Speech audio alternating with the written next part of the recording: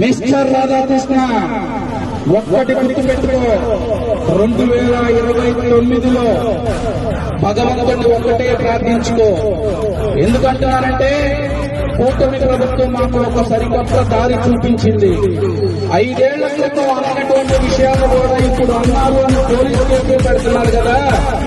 ప్రతి ఒక్క document evidence, ప్రతి ఒక్క వీడియో పెట్టుకున్నాం.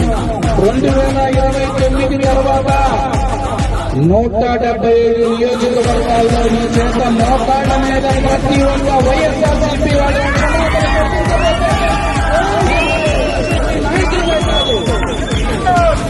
దేవుని పేరులో 175 నియోజకవర్గాలతో ఆగిపోవాలి.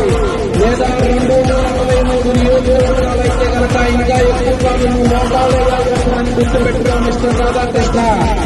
ఇప్పటికైనా వెంటనే వచ్చి ఆడవాళ్ళందరికీ క్షమాపణ కోరుకోవాలని వైఎస్ఆర్సీపీ పార్టీ తరఫున మేము డిమాండ్ చేస్తున్నాం.